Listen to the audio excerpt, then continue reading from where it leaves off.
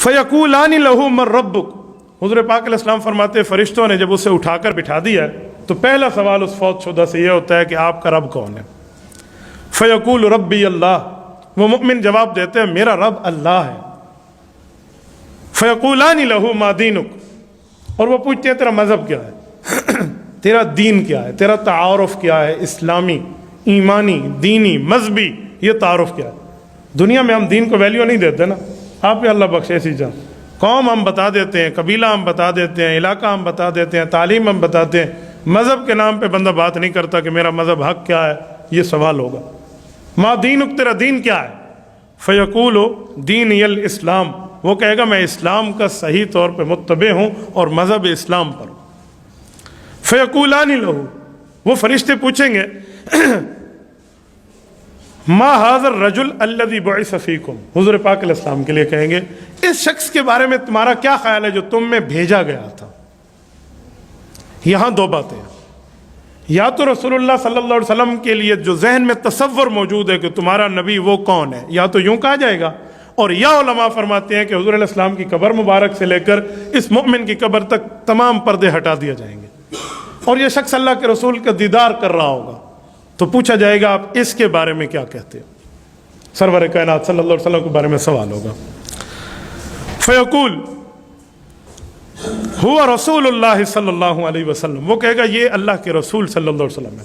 مؤمن اپنی ایمانی طاقت سے پہچانے گا، کیسے؟ اگلا سوال وما یدریک، فیقولان لہو، وہ اس سے پوچھیں گے تجھے کیسے پتہ یہ اللہ کا رسول ہے، آپ کو کیسے پتہ، آپ کس بنیاد پہ کہہ رہے ہو؟ فیقول قرأت کتاب اللہ وآمنت فآمنت بہ وصدقت، وہ کہے گا ہمارے پاس جو قرآن کریم آیا ہے اس قرآن کریم پہ ہم ایمان لائے اور ہم نے اس کی تصدیق کی ہے، اور اس قرآن کریم میں یہ بات ہے فذلک قولہ، جو اللہ پاک نے بات ارشاد فرمائی ہے اس کے مطابق ہم ایمان بھی لائیں اور حضور پاک علیہ الصلوۃ والسلام کو نبی تسلیم بھی کرتے ہیں۔ قرآن اور سنت ہمارے پاس ہے، شریعت اور دین ہمارے پاس ہے۔ اب سوال ختم ہو گیا، قبر کی باتیں ختم ہو گئی، اب رسول اللہ صلی اللہ علیہ وسلم نے اگلی بات ارشاد فرمائی ہے، توجہ رکھنا۔ اگلی بات کیا ارشاد فرمائی؟ فذلک قولہ، حضور علیہ الصلوۃ والسلام فرماتے ہیں کہ اسی بات کو اللہ نے یوں سمجھایا ہے قرآن کریم میں۔ اب رسول اللہ صلی اللہ علیہ وسلم نے اپنے اوپر نازل ہونے والے قرآن کریم کی ایک آیت پڑھ کے مسلمانوں کو سمجھایا کہ اس بات کا اشارہ قرآن پاک میں بھی ہے۔ کہاں ہے؟ فرمایا یثبت اللہ الذین آمنوا بالقول الثابت فی الحیات الدنیا وفی الآخرہ، سورۃ ابراہیم آیت نمبر 27 ہے۔ اس آیت کا مطلب یہ ہے کہ رب العزت مؤمن کو دنیا میں بھی ایمان پر مضبوط رکھتا ہے اور آخرت میں بھی ایمان پر اللہ مضبوط رکھتا ہے۔ تو آخرت سے مراد کیا ہے؟ قبر یا جنت اور دوزخ؟ کہاں اللہ مضبوط رکھتا ہے؟ تو سوال جواب تو جنت جہنم میں تو نہیں ہے، وہاں تو جزا ہے یا سزا ہے۔ پوچھ گچھ جو ہے وہ تو قبر میں ہے نا، حوالات میں پوچھا جاتا ہے، جیل میں تفتیش نہیں ہوتی، تو حوالات تو قبر ہے۔ تو فرمایا اللہ کے رسول نے جیسے دنیا میں اللہ مؤمن کو مضبوط رکھتا ہے نا کلمے پر، ایسے قبر میں بھی مضبوط رکھے گا، مراد ہے وہ صحیح جواب دے پائے گا۔ وفی الآخرہ، یہ آخرت سے مراد حضور علیہ السلام نے قبر کی زندگی لی ہے۔ اگلا جملہ قالا، جب بندہ صحیح جواب دے گا، فینادی مناد من السماء، آسمان سے ایک ندا دینے والا ندا دے گا، آسمان سے آواز کرنے والا ایک آواز دے گا، ان صدق عبدی، میرے بندے نے سچ جواب دے دیے، یہ اللہ کی طرف سے اعلان ہو رہا ہے۔ فافرشوا من الجنہ، اسے جنت کا بچھونا دو، اس کے روم کو جنت کی برانچ میں ڈکلیئر کر دو۔ جیسے ہے نا آپ پہنچے استقبالیہ میں ہوٹل کے اندر، نوکر ہے تو اسے کہاں بٹھانا ہے، اور کسٹمر ہے تو اسے کہاں بٹھانا ہے، اور مالک ہے تو اسے کہاں بٹھانا ہے، اپنے اپنے درجات ہے نا۔ سوال جواب ہو گیا نا۔ جیسے آپ ہوٹل گئے، اگر آپ کی بکنگ پہلے ہو چکی ہے تو آپ نے دکھایا، وہ کہیں گے جی ہمارے کسٹمر کو فلاں روم میں لے جاؤ، یہ اعلان ہوگا۔ افرشوا لہ من الجنہ، جنت کا کمرہ دو، جنت کا اسے بستر دو۔ فراش اصل میں بستر کو کہتے ہیں، بچھونا مراد ہے، اس کو رہائش کی اچھی جگہ اس کی بدل دو۔ اچھا آ گیا، اس کے بعد فرمایا وَلْبِسُوهُ مِنَ الْجَنَّةِ، اسے اب جنت کا لباس دے دو۔ ہم نے تو اسے کفن میں رکھا نا، جس میں کچھ سلا ہوا بھی نہیں ہے، اور ہم نے تو اسے 3 چادروں میں رکھ دیا، اور عورت ہے تو 5 چادروں میں رکھ دیا، وہاں 3 کپڑے مرد کے اور 5 کپڑے عورت کے، ہم نے تو اسی میں رکھا۔ چکا جی نہیں، اب جنتی ہے نا اسے جنتی لباس دو تاکہ اس کی دور سے پہچان ہو جائے. ورزی سے بندہ پہچانا جاتا ہے نا, لباس شخصیت کا عکاس ہوتا ہے, وہ اس کی شخصیت کو ظاہر کر رہا ہوتا ہے کہ کیسا ہے. بندے کی چھپی ہوئی شخصیت کو پہلا سمجھنے کا طریقہ اس کا لباس ہے. لیونگ اسٹائل تو بعد میں, پہلا لباس ہے. تو کہا آپ جنت کا لباس دے دو. وَافْتَحُوا لَهُ بَابًا إِلَى الْجَنَّةِ, اب اگلا کام کہا جنت سے یہاں اس کی قبر تک ایک دروازہ کھول دو, کھڑکی کھول دو. ایک دروازہ کھل گیا جنت سے, ایک کھڑکی کھل گئی اس کی قبر کی طرف. کھڑکی کھلنے کا مطلب کیا ہے؟ یا تو کھڑکی کھلنے کا مطلب واقعی کھڑکی ہے جیسے فرمایا گیا, یا کھڑکی کھلنے کے ایک اور مطلب بھی ہے. بھائی ہیڈ آفس تو بہت دور ہے, آپ نے یہاں یہ سلسلہ اپنے دفتر کا کیوں شروع کیا ہوا ہے؟ بھائی وہ ہیڈ آفس ہے اور یہ اس کی برانچ ہے, یہ اس کی شاخ ہے. تو وہ جنت ہے جہاں آخرت میں داخل ہوں گے. اب دنیا میں اس کی قبر کو ٹھنڈا کرنے کے لیے اس کو جنت کی برانچ بنا دو. دونوں مطلب ہے.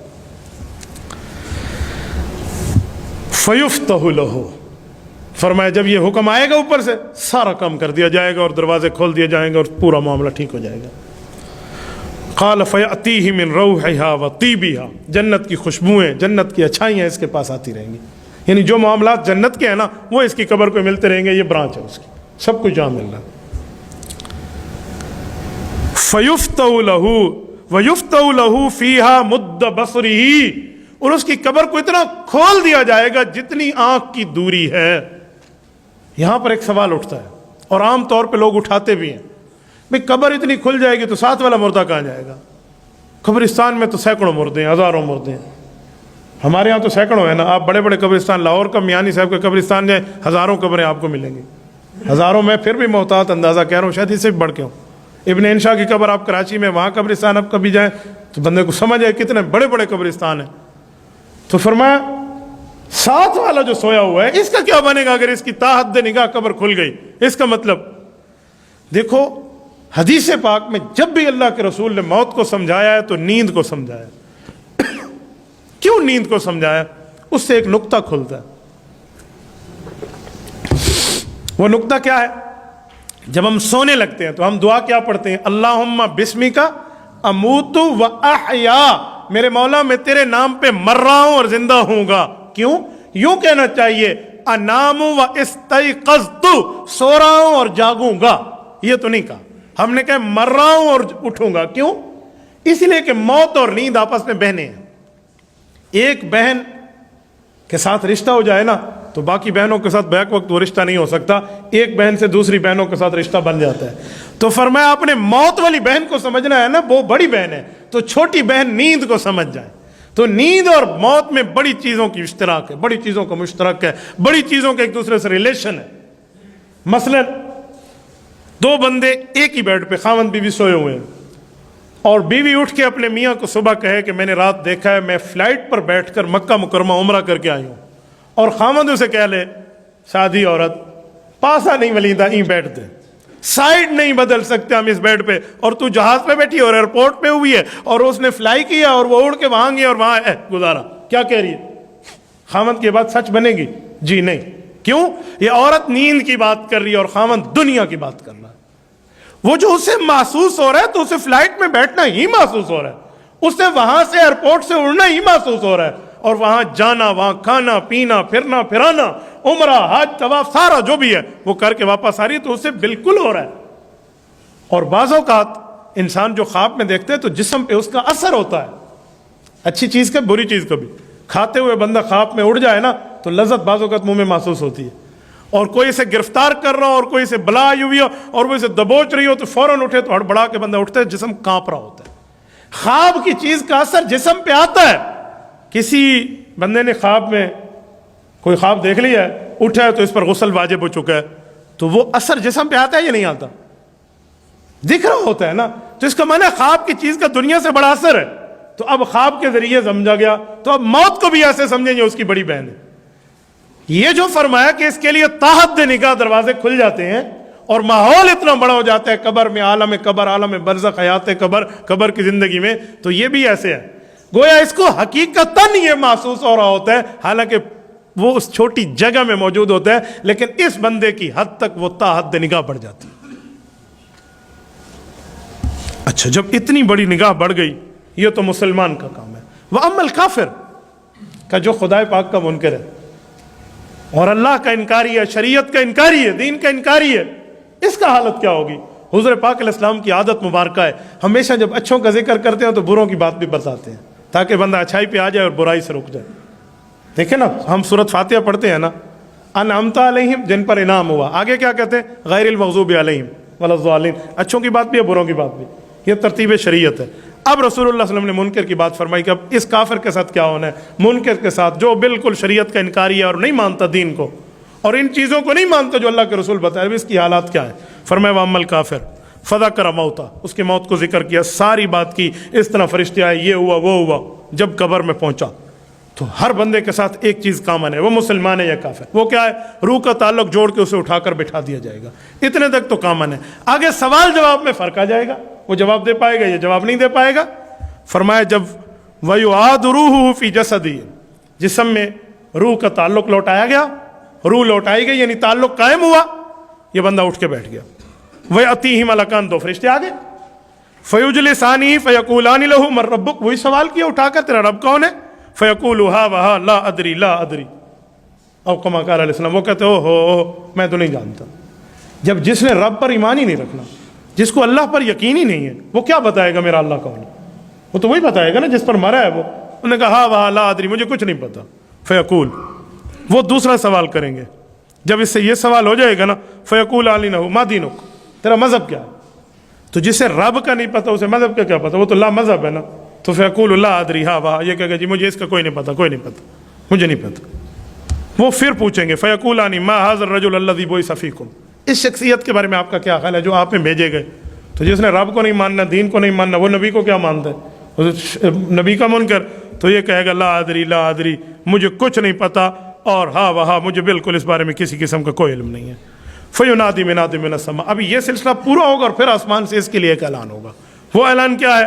فرمایا اس کے لیے اب اعلان سنیں، ان کذب، اس بندے نے جھوٹ بولا. لفظوں پر غور کرنا، جب مسلمان کا اعلان تھا تو کیا تھا؟ ان صدق عبدی، ادھر عبدی کا لفظ نہیں ہے، کہ میرے بندے نے سچ بولا. اللہ نے مسلمان کو اپنا بندہ فرمایا، اور کافر کے لیے لفظ بندہ بھی نہیں بولا. اندازہ لگائیں، اسلام کو ٹھکرانے کا نتیجہ دیکھیں. ان کذب، فرمایا کہ جھوٹا ہے. یہ نہیں کہا کہ میرا بندہ جھوٹا ہے، میرے بندے کی طرف نسبت بھی نہیں کی. اگلا جملہ کہ جب یہ ہو گیا، فَأَفْرِشُوا مِنَ النَّارِ، اب جہنم کا اسے روم دے دو، جہنم کا اسے بستر دے دو. وَأَلْبِسُوهُ مِنَ النَّارِ، جہنم کا لباس دے دو. وَافْتَحُوا لَهُ بَابًا إِلَى النَّارِ، جہنم کی طرف کھڑکی کھول دو. قَالَ فَيَأْتِيهِ مِنْ حَرِّهَا وَسُمُومِهَا، جہنم کی سختیاں، جہنم کی تپے، جہنم کی آگ کی تکلیف اس تک پہنچے گی. اللہ محفوظ فرمائے. وَيُضَيِّقُ عَلَيْهِ قَبْرُهُ حَتَّى تَخْتَلِفَ فِيهِ أَضْلَاعُهُ، فرمایا جب اس کی تاحد نگاہ قبر بڑی تھی نا، اب اس بندے کے لیے کوئی تاحد نگاہ قبر نہیں بڑی، بلکہ اس قبر کو بھی سکیڑ دیا جائے گا، اس قبر کو تنگ کیا جائے گا. کہا کتنی تنگ ہوگی؟ یہ تو پہلے تنگ ہے، بندہ سائڈ ہی نہیں بدل رہا، تنگ کتنی ہوگی؟ فرمایا حتی یضیق علیہ اضلاعہ، اس کی پسلیاں ایک دوسرے کے اندر مل جائیں گی. یہ اس کی تکلیف کی سٹارٹنگ شروع ہو گئی. اللہ محفوظ فرمائے. اچھا، ثم یقیض علیہ اعمی اصم معہ مرزبۃ من حدید، فرمایا پھر اس پر جو مسلط ہوگا نا، وہ آنکھوں سے اندھا ہوگا اور کانوں سے بہرا ہوگا. مراد فرشتہ ہے، فرشتہ اندھا نہیں ہے، فرشتہ کوئی فرشتہ بہرا نہیں ہے. یہ کیوں کہا؟ یہ ہمیں ایک مثال میں سمجھایا جا رہا ہے کہ وہ اندھا ہوگا، نہیں دیکھے گا کہاں لگ رہا ہے، وہ بہرا ہوگا، تمہاری چیخ پکار سے وہ کوئی اثر نہیں لے گا، وہ کوئی امپریس نہیں ہوگا کتنا چیخ رہا ہے، کتنا ایسا چیخ رہا ہے، زیادہ چیخ رہا ہے، اس کو تکلیف ہوئی ہے نہیں ہوئی. ایسے سمجھو اندھا گونگا آپ پر مسلط ہو گیا، اندھا بہرا مسلط ہو گیا، نہ کوئی سنتا ہے نہ کوئی دیکھتا ہے، یوں آپ پر ہوگا. مَعْهُ مِزْرَبَةٌ مِّنْ حَدِيدٍ، لوہے کا ایک گرز ہوگا اس کے پاس. اور جب مارے گا اسے، لَوْ ضُرِبَ بِهَا جَبَلٌ لَصَارَ تُرَابًا، اسے چھوڑو، اللہ کے رسول فرماتے ہیں اگر پہاڑ پہ مار دینا تو پہاڑ ریزہ ریزہ ہو جائے، مٹی مٹی ہو جائے، ایسے ہو جائے جیسے کرش ہو گیا، بالکل پاؤڈر بن گیا، ترابا مٹی کی طرح ہو جائے گا. اور وہ اسے مارے گا. فَيَضْرِبُهُ بِهَا ضَرْبَةً، جب وہ اسے ایک چوٹ مارے گا نا، فَيَصِيحُ صَيْحَةً، یہ اتنی بڑی چیخ مارے گا، یہ کافر اتنا بڑا چیخے گا، اتنا شور و غوغا ڈالے گا، یسمعها ما بین المشرق والمغرب، کہ اس کی آواز مشرق کی ابتداؤں سے لے کر مغرب کی انتہاؤں تک پہنچ جائے گی۔ الا الثقلین، انسان اور جن یہ آواز نہیں سن سکیں گے۔ کیوں؟ وجہ اس کی اگلی حدیث پاک میں وجہ ہے، حضور پاک علیہ الصلوۃ والسلام ایک قبر پہ گزرے تو اللہ کے رسول فرمائے بندے کون ہیں؟ 6 یا 7 قبریں۔ تو ایک شخص بوڑھے وہاں موجود تھے، صحابہ نے کہا یا رسول اللہ میں یہاں تھا، یہ مشرک مرے تھے، یہ شرک میں مرے تھے، ان کی قبریں ہیں، مسلمانوں کی نہیں ہیں۔ حضور نے فرمایا اللہ اکبر، تحفظوا من عذاب القبر، یہ اگلی حدیث، اللہ کے سے پناہ مانگو عذاب قبر سے۔ کہ یا رسول اللہ کیا ہوا؟ کہا دیکھا نہیں ہے جس خچری پر میں بیٹھا ہوں، خچر مؤنث، اس پر بیٹھا ہوں، وہ بدکنے لگ گئی ہے، اور یہ بدکی ہے، اس کی عذاب قبر پہ یہ محسوس کر رہا ہے، باقی انسان اور جنات محسوس نہیں کر رہے۔ صحابہ نے پوچھا یا رسول اللہ کیوں؟ فرمایا میں اللہ سے مانگوں پھر تم دیکھنا چاہتے ہو؟ لدعوت اللہ، میں مانگوں اللہ سے دیکھنا چاہتے ہو؟ کہا اگر میں نے مانگ لیا اور رب نے دکھا دیا، لا تدافنوا موتاکم اوکم، تم اپنے مردے کو کبھی دفن بھی نہیں کرو گے، کیا کرو گے پھر؟ وہاں پکڑ کے بیٹھ رہو گے؟ تو فرمایا اسی لیے میں یہ دعا نہیں کرتا، میں وقت کا نبی ہوں، اللہ نے میرے اوپر کھول دیا۔ دیکھیں عالم برزخ اتنا پردے میں، حضور کے ساتھ صحابہ جیسی ہستیاں، اہل بیت جیسے افراد موجود ہیں، لیکن وہ نہیں دیکھ رہے۔ انسانیت، عام انسانیت کے لیے بین لگا دیا گیا، ان جنات کے لیے بین ہے۔ کیوں؟ انسان اور جن یہ 2 مخلوق ہے جو احکام کی پابند ہے۔ قرآن کریم 27 پارہ 2 صفحہ، رب کیا فرماتے ہیں؟ وما خلقت الجن والانس الا لیعبدون، میں نے انسان اور جنات کو پیدا عبادت کے لیے کیا ہے، اور جو عبادت کے لیے پیدا کیا جاتا ہے اس پر ایمان بالغیب ہوتا ہے، اس کو ایمان دکھایا نہیں جاتا، اسے غیب پہ ماننا ہوتا ہے۔ اگر یہ کھل جائے تو ایمان بالغیب ہی ختم ہو جائے گا نا، لیکن پیغمبر کی ذات پر کھولا گیا تاکہ کچھ نہ کچھ امت کو پتہ تو چلے۔ اور کبھی کبھی اللہ اپنے کسی برگزیدہ پر بھی کبھی کبھی کھول دیتے ہیں، اس ولی اللہ پر بھی کشف القبور ہو جاتا ہے۔ اس سے یہ نہیں ہے کہ ایمان بالغیب ختم ہوا ہے، وہ بعض اوقات کسی چیز کا اظہار کرا دیا جاتا ہے۔ خر کی عادت، ہر لکڑی سانپ نہیں بنتی، لیکن موسیٰ علیہ السلام کے ہاتھ میں آنے والی سانپ بن گئی تھی۔ ہر پتھر سے اونٹنی نہیں نکلتی، لیکن صالح علیہ السلام کے لیے اونٹنی نکل پڑی تھی۔ ہر دمبا ذبح ہونے کے لیے وفدیناہ بذبح عظیم آسمان سے نہیں آتا، بکرا منڈی سے لینا پڑتا ہے، لیکن حضرت اسماعیل علیہ السلام کے لیے آسمان سے آ گیا۔ تو ہر کی عادت ہے، کبھی کبھی اللہ دکھا بھی دیتے ہیں، لیکن عمومی قاعدہ ہے کہ نہیں دکھاتے۔ جانور تو سن لیتے ہیں، پرندے سن لیتے ہیں، وہ دیکھ لیتے ہیں، وہ تو مکلف نہیں ہے نا احکام کے۔ فرمایا جب یوں ہوگا فیصیر ترابا، ایک چوٹ مارنے سے مٹی مٹی ہو جائے گا، ثم یعاد فی الروح، پھر جسم بنا، پھر اس میں روح پڑی، اور پھر معاملہ، اور پھر یہ چلتا رہے گا۔ اللہ پاک محفوظ فرمائے، اللہ پاک کرم اور فضل کا معاملہ فرمائے۔ یہ حالت